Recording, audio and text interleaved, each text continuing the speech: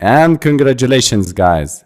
This is our application displaying Jack as a contact from our room database. But there is a problem. If I run the application again with the ID equal to 1, it will cause an error because I'm specifying the ID, and in room database, it's a unique identifier. So I need to remove it and go to the contacts constructor and remove the ID from here, because the room database will do this job and auto-generate new contacts with the new IDs. Run the program and it will solve the problem again. Then I'll move to the main activity and I need to display the contacts into the recycler view. So for that, I need to refill this array list.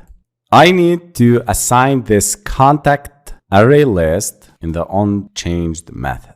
Contacts array list dot add C. So every contact in the contacts list, go and add it to the contacts array list. I need to move these lines, the adapter, under the view model, observe, contacts array list. Let me run the application.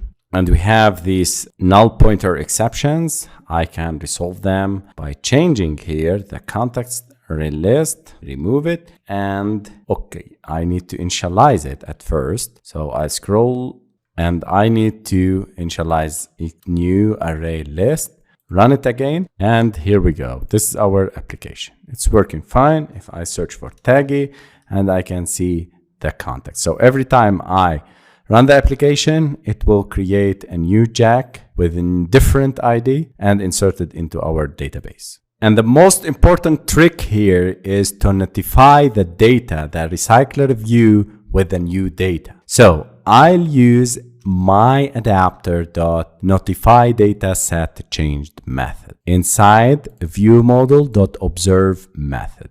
This is the most important part here in order to display the data from logcat into the items of the RecyclerView. So notifyDataSetChanged method is a method provided by RecyclerView's adapter to notify the RecyclerView that our underlying data has changed. And the RecyclerView should refresh its views to reflect these changes. This method is often used when you've made changes to the data resource and you need the RecyclerView to display this change. And you need to ensure that the UI is updated accordingly. Let's stop the application and run it again. And congratulations, guys. We succeeded in displaying the items of the RecyclerView from the room database.